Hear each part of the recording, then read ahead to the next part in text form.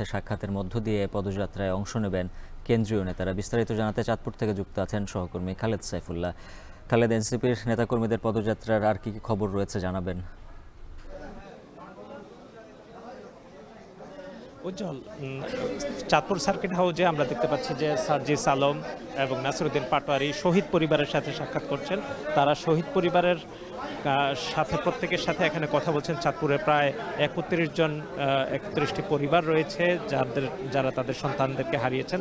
তারাই আজকে এখানে একত্রিত হয়েছেন এবং তারা শুরু থেকেই আমরা দেখতে পাচ্ছি যে এখানে আবেগঘন পরিবেশ তৈরি হয়েছে এবং যারা শহীদ পরিবার রয়েছেন তারা সার্জিস আলম এবং নাসিরউদ্দিন পাটোয়ারিকে পেয়ে এখানে বেশ আবেগ আপ্লুত। তারা তাদের সন্তান হারানোর সেই শোক স্মরণ করছেন এবং তারা জুলাই হত্যাকাণ্ডে যারা শহীদ হয়েছিলেন পুলিশের গুলিতে এবং সে সময় যারা নিহত হয়েছিলেন তাদের বিচার চাইছেন এবং তারা আসলে নানা রকম বিভিন্ন পেশার মানুষরাই আসলে সে সময় যারা নিহত হয়েছেন তাদের পরিবার এখানে একত্রিত হয়েছেন। এখানে তারা সার্জিস আলমকে তারা বিভিন্ন তাদের দাবির কথাগুলো বলছিলেন।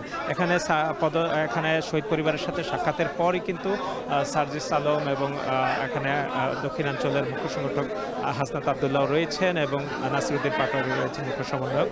তারা এখান থেকে চাঁদপুরে পদযাত্রায় অংশগ্রহণ করবে এবং তারপরে তারা এখান থেকেই কুমিল্লায় পদযাত্রায় কুমিল্লার উদ্দেশ্যে রওনা হবেন এবং তারপরে তারা চাঁদপুরের দিকে তারা যেতে পারেন এবং এখানে আমরা দেখছি যে কিছুক্ষণের মধ্যে সার্জিস আলম এখানে কথা বলছেন গণমাধ্যম কর্মীদের সাথে। তারা যে আজকের এই কর্মসূচিতে নাহিদ ইসলাম আসার কথা ছিল তিনি কিন্তু আজকে আসেননি এবং তারা এখানে যারা নেতৃবৃন্দ রয়েছেন তারাই আসলে আজকে কর্মসূচি চালিয়ে যাবেন। আমরা জুলাই পদযাত্রায় ভাই একটু যদি চুপ করেন আপনারা।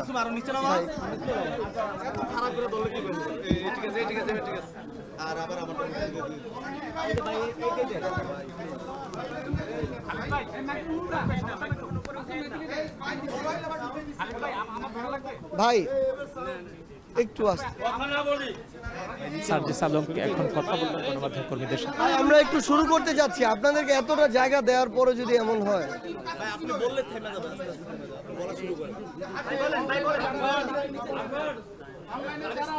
ভাই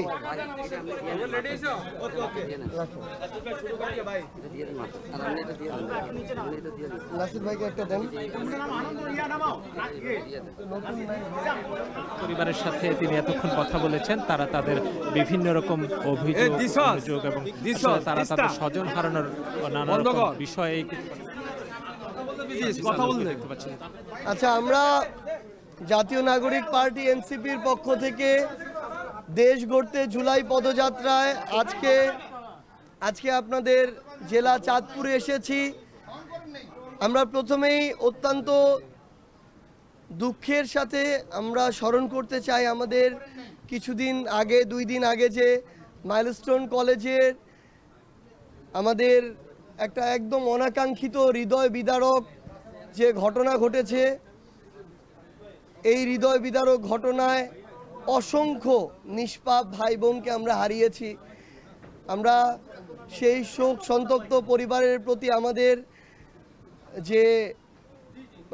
আসলে যখন আমরা সেই দৃশ্য চিন্তা করি আমরা কিছু বলতে পারি না, কারণ যেই বাচ্চারা ক্লাস 1-2-তে পড়ে তাদের এইভাবে দগ্ধ হয়ে তাদের জীবন হারানো কতটা কষ্ট হয়েছে সেই সময় তাদের, কিংবা এখনও যারা হাসপাতালে কাতরাচ্ছে তাদের কতটা কষ্ট হচ্ছে এটা আসলে ভাষায় ব্যক্ত করা সম্ভব নয়।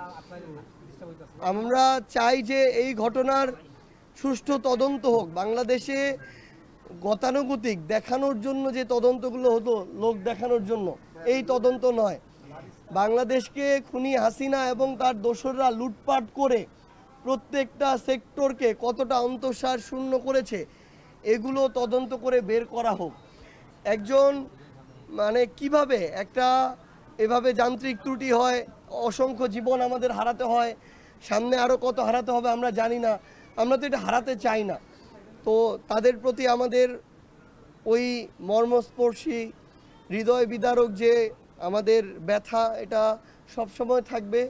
এবং আজকে আমাদের জুলাই পদযাত্রা চলছিল, কিন্তু আমরা মাঝখানে 2 দিন আমরা এটা স্থগিত রেখেছিলাম মাইলস্টোনের এই অনাকাঙ্ক্ষিত ঘটনার পরে।